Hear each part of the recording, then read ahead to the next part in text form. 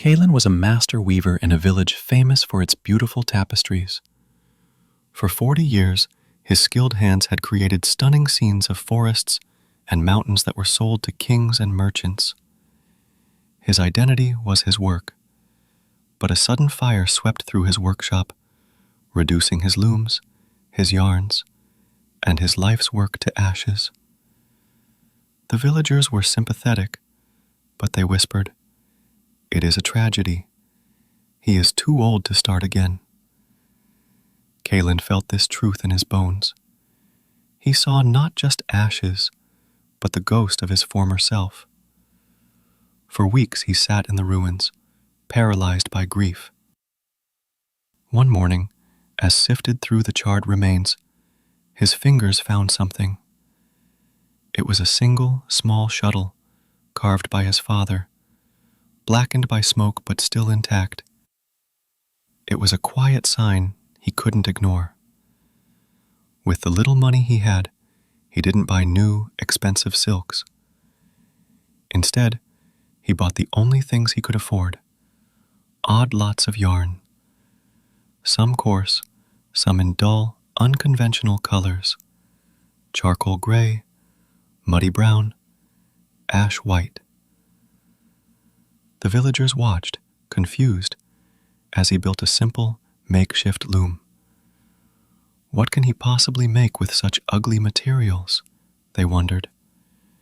Kalen began to weave. He didn't try to recreate the green forests of his past. Instead, he used the dark yarns.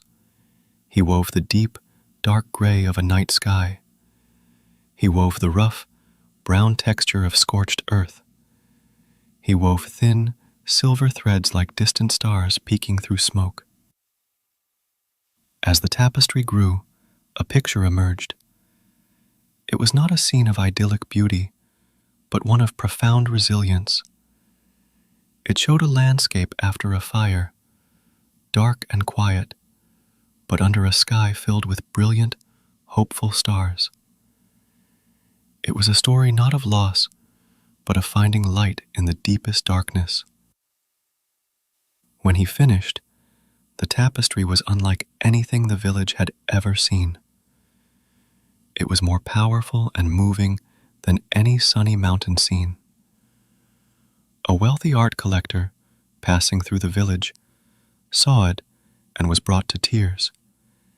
He purchased it for a fortune, saying, "This does not hide from pain. It transforms it into beauty."